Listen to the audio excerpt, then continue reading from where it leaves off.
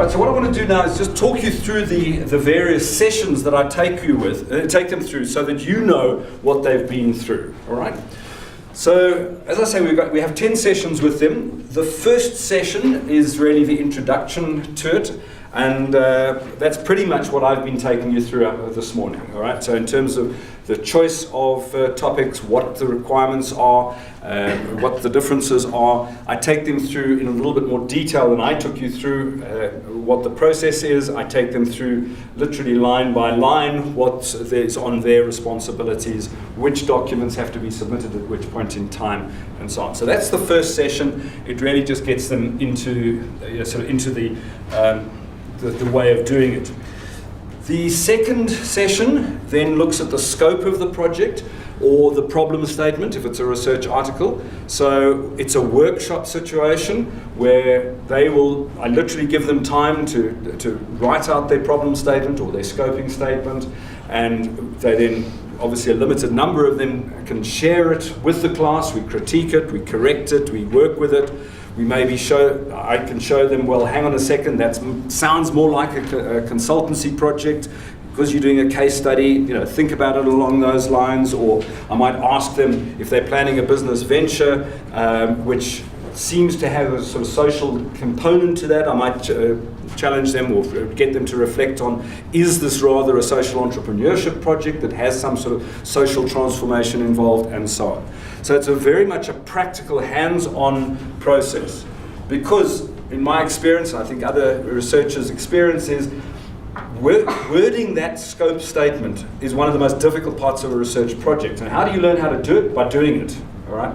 So because I've been doing it for a while and because you have done it before in your projects and your research, you will be able to help them with that. But it's a practical process, even though it's at the very early stages. So they might not have their topic firmed up at all. But having gone through the process, the intention is that session assists them to scope their project appropriately, and that guides them through the entire project going forward, their literature review, methodology, and so on. So we spend a whole session on that. We have a whole session looking at the literature review, sources of information. You heard Jenny Kroll talking earlier on. She has given that session. Terry Carmichael also gives that session. And so it's all about kind of collecting management theories. And when we say management theories, people get a bit freaked out by that sometimes. What do you mean by management theory? Really, all I'm talking about is the sort of stuff that you'll read in journal articles. So we're just using the term management theories as a generic term for kind of the research that's out there already. So there's a whole session on that. Then I spend a whole session on the evaluation criteria and the NQF level 9 requirements. So I spoke to that earlier, where we unpack the wording and the meaning of each of the critical words that are in those evaluation criteria. And the feedback I've had from students is that that's been very helpful to them to understand what it means to pitch it at a master's level. All right, so that's a whole session there.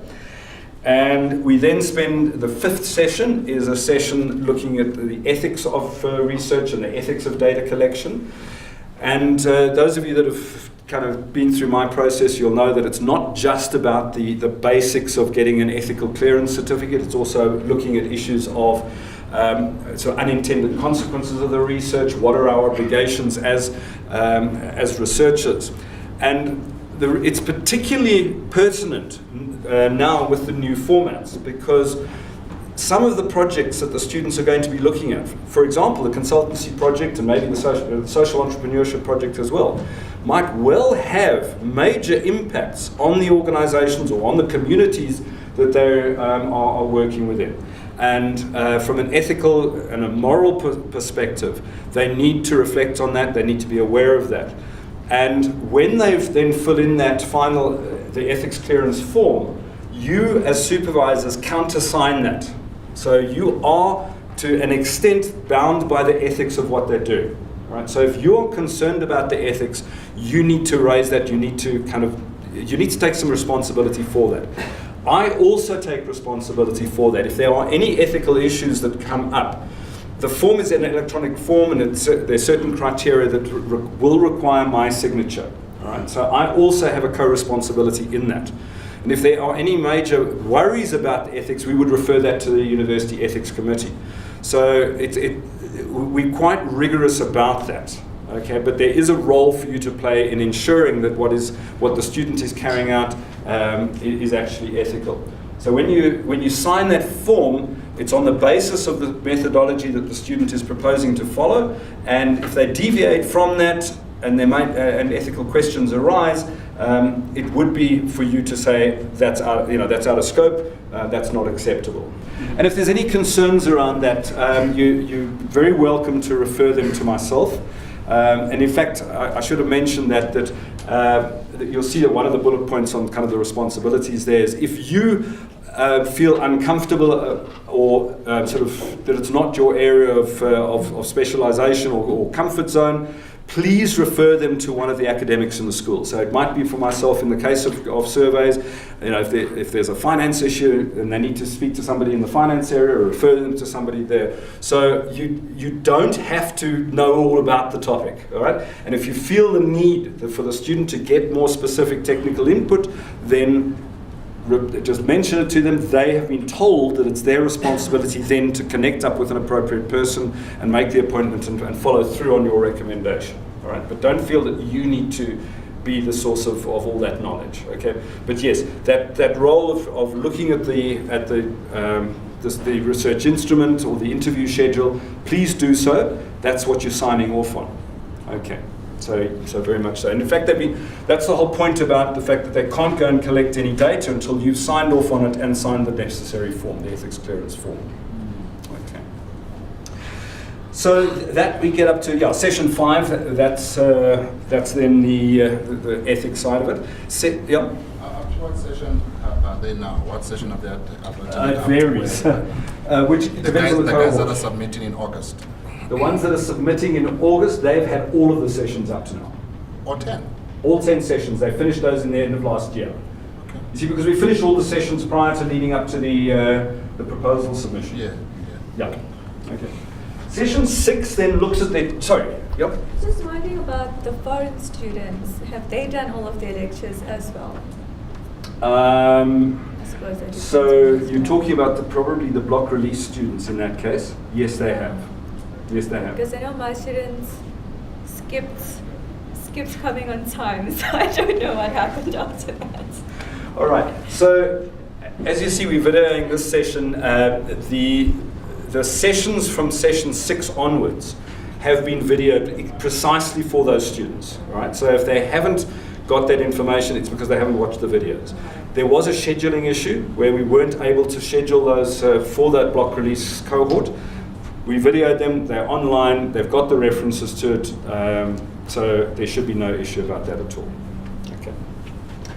All right, so session 6 then we look at the choice of methodology, and we give them the choice, and we show them a whole lot of criteria that they may choose to look for, whether they're going, broadly speaking, qualitative, quantitative, the advantages, disadvantages, what it means in terms of the research design or the design of the data collection, what criteria they should be thinking about as they go forward. So around about session 6, they should be starting to crystallize their thoughts on that. Right? And by then they should be able to kind of say the direction of their research. Now they won't necessarily, but that's what I'm saying is, so roughly a quarter, so 1 quarter into the process, they should be at the point where we start engaging with you as supervisors. Up to that point, it's been a case of sort of formulating their ideas, working with me. But thereafter, it's going to be starting to, the transition will happen. The 7th session, we work primarily on qualitative data collection and analysis. So we give them some pointers in that direction. I'll get to you in a sec. A lot of students we're finding are thinking that qualitative research is easier than quantitative. All right, and I try and point out to them that they must choose their methodology as appropriate rather than what they think is easiest. All right, and the sort of difference between running something through SPSS or SAS or something, and 10 minutes later you've done your analysis, as opposed to trawling your way through 20 hours of transcripts of interviews. They seem to be very scared of quantitative research, all right? And I try and point out to them that qualitative research is not just about producing a narrative, all right? It can actually be extremely challenging to go through it. And one of the points that I try and get across to them is, again, this issue of language, is that so much of qualitative research requires a deep understanding of the language that people use and the context of language. And that as second language or third language English speakers, it might be very challenging for them to do that. But their decision must be based on appropriateness rather than, again, what they perceive to be a soft option. Okay, so yeah. Are they allowed to use a combination of both of those? Good question. Yes, they're allowed to, but I advise against it. And the reason I advise against it is that I believe that it is beyond the scope of the MBA project to do that. And I would suggest to them that they do either one or the other. All right? It simply creates more than the sort of the 250 hours of work that we would expect of them. So I don't prevent them doing it, but I say to them, do you really, really need to? One of the things that I have found is that some of the students get so excited about this project that they want this thing to turn it into some really big thing. And almost without fail, I haven't advised them to scope it down. So yes, they can. And then the last few sessions are quantitative techniques. So I look at some of the multivariate techniques and fuzzy cognitive mapping and a few things like that. So to give them tools that they might choose. Now, it's not about teaching them to do it. It's really exposing them to what these methods can do. So, if they're looking at some sort of decision-making process, I'll show them conjoint analysis, which is kind of a preference modeling tool. And if it's appropriate, then they can come and speak to me. They can find out more about it. I've got the software to do the research design and that sort of thing. So it's about exposing them to the techniques, and then they can choose from those as they go forward. All right. And so that then wraps up the 10 sessions. Yeah, I do expect them to know and to have documented how they plan to analyze it, because so often we get into a situation, and I've had it so many times, where students will come to me and say, I've got this data, please help me analyze it. And I then ask the question, well, how did you intend to analyze it, or what do you want to get out of that? And there's a complete misalignment. So they need to think about how they're going to analyze the data. And it's a question that you might want to ask them. Why are you asking that question? Or how are you going to analyze the results that you get once you get them? Does it actually tie back to the hypotheses or propositions or the research problem that you're looking for? Students often I find lack the clarity of thought that says, that's what I need to find out, and those are the questions I'm going to ask. They think these are interesting questions to ask without thinking it through as to how they're going to analyze it, and that inevitably creates problems. So ask the question, how are you going to analyze this? Don't just assume that it's going to be done somehow. Qualitative research is that it is not just about creating a narrative. All right? It is actually about doing analysis, and that's one of the reasons why to analyze is one of the words that I actually talk about in that session 4 or whenever we do it. And I say that the point about analysis is that you decompose the data in the broadest sense of the word, and you look for the relationships between the various components or the essence of what you found. That decomposition is not enough. That's only half of the story. So definitely simply creating a narrative is not enough. They need to do more. They need to have... qualitative research does not mean that it is not structured and formal. All right? It just means that the type of data you're working with is different, and the analysis that you do is different. But it is still structured, it's still formalized, and there's still a very rigorous requirement around it. Okay. With qualitative data, we would often say that we would expect them to do 12 to maybe 15 sort of interviews, something like that. With quantitative data, it's difficult. 150 responses to a survey is probably okay. We do have an electronic survey platform that they can use, Qualtrics, so they've got those resources. We don't provide funding for things if they want to use some sort of commercial outsourced arrangement. But they've got to work within their resources primarily. A question on databases. One of the things that bothers me for especially the quantitative side is that you've got to go to the right people. Does WITS have any way in which they assist the students finding databases? Well, I think the sort of library as a resource would assist them with that, and there are certainly financial databases and JSC databases and that sort of thing that we have. And the IT people will help them with find some of that, yes. We've got a bit of time just to talk about some of the contractual side with you and the payment side, and to assist with that without wanting to put her on the spot, because we have had some challenges, logistics around that. I'm just going to ask Samaya, who you've probably had emails from or been emailing, just to talk briefly about that. And Alison in the back there, our Chief Operational Officer, may also be able to help if there are any queries. Okay, so Samaya, you've got about 10 minutes max. Okay, so I'm Samaya. Some of you know me, some of you are not too fond of me at the moment. So we have been having some issues with supervisor payments and contracts. I think I finally, with the help of Alison, have some sort of grip on it, and we are going to sort everybody out. So firstly, as a supervisor, you need a contract. That contract will only last a year. If you have students who are moving into the next year, then your contract will be extended for those students. Then we go according to rates per year for that student. For example, if you have a student that started last year and is only going to graduate this year, we will pay according to last year's rates when you had started supervising the student. So even if the rate changes in 2017, you'll still be paid the 2016 rate, for example. Payment takes place in 2 phases. Once your student has submitted the proposal on Sakai and you have evaluated that proposal and you've given the go-ahead for the student to proceed with their report, you can then invoice me, send me an invoice along with a copy of the proposal evaluation form. So when you're giving your student their proposal evaluation form, keep a copy with yourself. For some reason, the student may lose it. So just keep a copy so you could send it to me for payment purposes. Without that form, I cannot pay you because that's proof.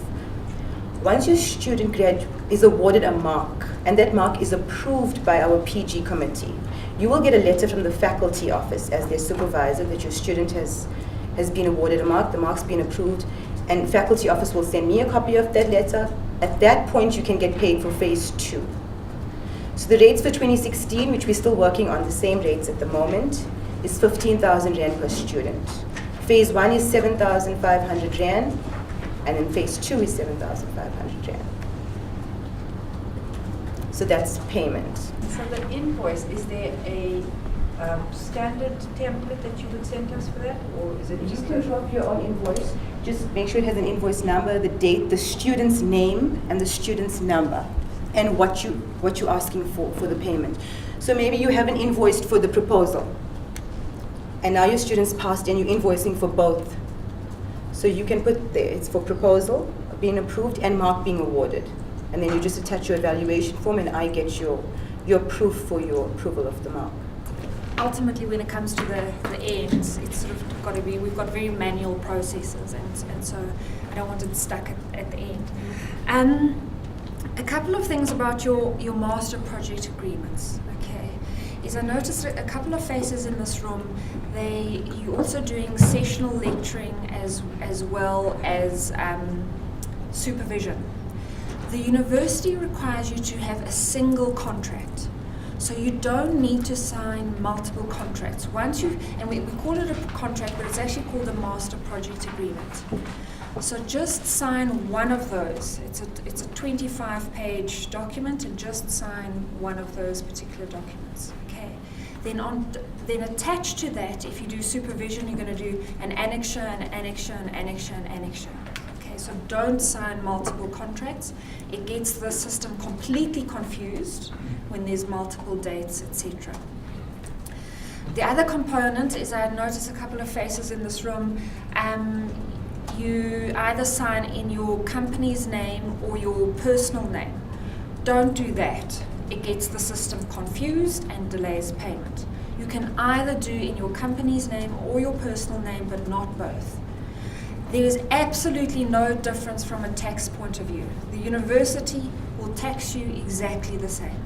Okay, so it doesn't matter from a tax efficiency point of view, but please don't have two of those. So make sure your annexures are up to date. When you submit your invoice, one of the checkpoints that we do is we make sure, because we pay on work done. So all of that documentation that Samaya is talking around, that you've got to do the proposals through, it gets checked that it is there in the work's done. The other component is that the invoice must tie exactly to the annexure. If the annexure says Alison Sinclair 7,000 Rand, it must say Alison Sinclair 7,000 Rand, not 7,499 or anything.